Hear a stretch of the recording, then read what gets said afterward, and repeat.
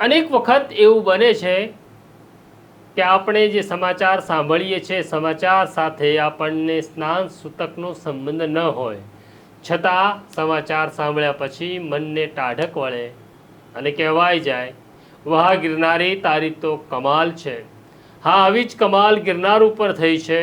અનેક માણસે મનથી જુનાગઢ પોલીસનો આભાર માન્યો છે. શું છે આ ઘટના અને મનને ટાઢક કેમ વળે, આ સમાચાર મારે તમને કહેવા છે. વૈષ્ણવજન તો તેને કહીએ જે પીડ પરાઈ જાનાને રે. નમસ્કાર, નવજીવન ન્યૂઝમાં તમારું સ્વાગત છે અને હું છું તમારો પ્રશાંત દયાળ. અનેક વખત એવું આપણી સાથે બનતું હોય છે કે કેટલાય સમાચાર એવા હોય છે જે સમાચાર સાથે આપણને સ્નાન સૂતકનો સંબંધ હોતો નથી. આ સમાચારમાં રહેલા પાત્રોને આપણે ઓળખતા પણ નથી, છતાં સમાચાર સાંભળી મનના એક ખૂણામાં આપણને શાંતિ લાગે છે અને લાગે છે કે ના, હજી જગત જીવવા જેવું છે. આવી જ એક ઘટના ગિરનારમાં ઘટી છે. ગિરનારમાં અત્યારે પરિક્રમા ચાલી રહી છે અને પરિક્રમામાં લાખો લોકો ગિરનાર આવી રહ્યા છે. બમ બમ બોલે અને જય દત્તાત્રેયના નારા લાગી રહ્યા છે. મને એક વ્યક્તિનો ફોન આવે છે. એમનું નામ છે વિનાયક મહાદેવ શેવડે. આ વ્યક્તિ મહારાષ્ટ્રના થાણેમાં રહે છે અને તેઓ મહારાષ્ટ્ર સરકારના એક વિભાગમાં ઇન્સ્પેક્ટર તરીકે ફરજ બજાવતા હતા. તેઓ ગિરનાર આવે છે તારીખ 13મીના રોજ, કારણ કે તેમની આસ્થા ગિરનાર પર બિરાજતા દત્તાત્રેયમાં છે. મહારાષ્ટ્રમાં એક એવો મોટો વર્ગ છે જેમની આસ્થા દત્તાત્રેય છે અને એટલે જ તેઓ ગિરનાર પણ આવે છે અને ગિરનારની પરિક્રમા કરવા પણ આવે છે. આ વિનાયક શેવડે છે એ 4 વખત અગાઉ ગિરનાર ચઢી ચૂક્યા છે. તેઓ પોતે હવે નિવૃત્ત છે, કેન્સરના દર્દી છે, ડાયાબિટીસ પણ છે. 13મી એવી ઘટના ઘટે છે. તેઓ પોતાના પરિવાર સાથે, પત્ની સાથે ચાલતા ચાલતા વહેલી પરોઢના રોજ ગિરનારની પરિક્રમા શરૂ કરે છે અને લગભગ તેમણે 20 કિલોમીટરનું અંતર કાપ્યું હશે. ત્યાર પછી તેમને અચાનક ચક્કર આવવા લાગ્યા. તેઓ મૂળ મહારાષ્ટ્રના છે. ગુજરાતમાં તેમને કોઈ ઓળખતું નથી. ઓળખે છે તો માત્ર ગિરનાર ઉપર બેઠેલો પેલો દત્તાત્રેય ઓળખે છે. એમને ચક્કર આવવા લાગ્યા. એમણે દત્તાત્રેયને યાદ કર્યા. દત્તાત્રેય રૂબરૂ તો ના આવ્યા, પણ દત્તાત્રેય એવા લોકોમાં વાસ કરે છે કે જેઓ મદદમાં દોડી આવ્યા અને મદદમાં દોડી આવેલા બીજા કોઈ નહીં.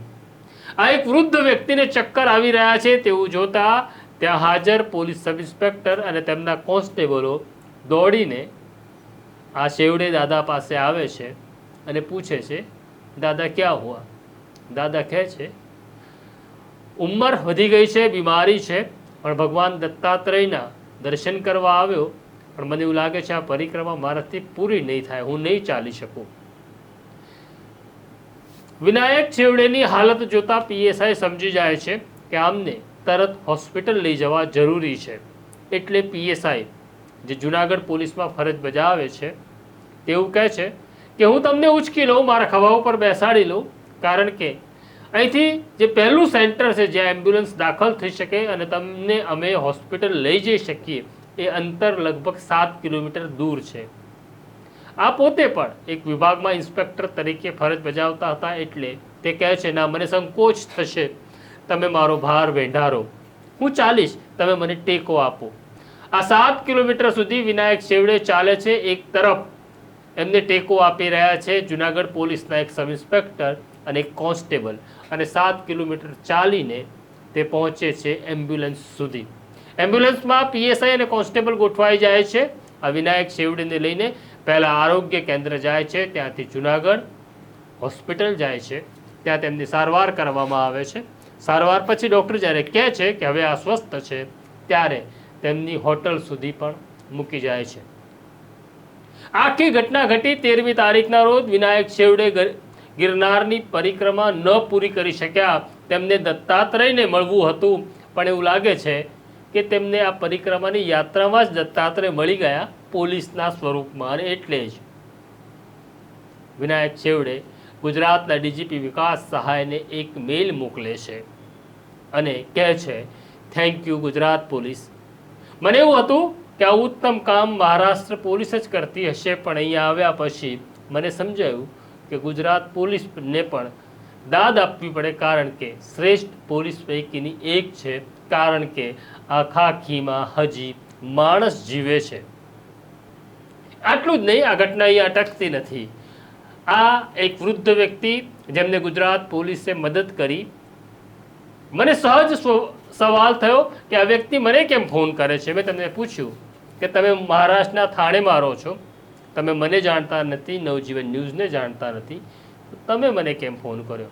એમણે બહુ સરસ જવાબ આપ્યો કે આણંદમાં રહેતા એમને એક સ્વજને કહ્યું કે પોલીસની આ પ્રકારની સ્ટોરીઓ, હકારાત્મક સ્ટોરીઓ, લોકોના જીવનને બદલનારી સ્ટોરીઓ નવજીવન ન્યૂઝ કરે છે. તમે એમનો સંપર્ક કરજો, કારણ કે આ વાત ગુજરાતના લોકો સુધી, જન સુધી પહોંચાડવાનું કામ નવજીવન કરે છે. અમે પણ આ દત્તાત્રેયનો આભાર માનીએ છીએ અને કહીએ છીએ જય ગિરનારી. આ સ્ટોરી તમને કેવી લાગી અમને કોમેન્ટ બોક્સમાં જરૂરથી લખજો, અને જુનાગઢ પોલીસને એક સલામ કરજો અને કહેજો કે ભગવાન દત્તાત્રેયના આશીર્વાદ તમારી ઉપર નિરંતર રહે. તો અત્યારે મને મારા સાથી જયંતને રજા આપો એ પહેલાં તમારે તો એક કામ કરવાનું છે, બેલ આઇકોન દબાવી દો. આવું છું એક બીજી સ્ટોરી સાથે. નમસ્કાર.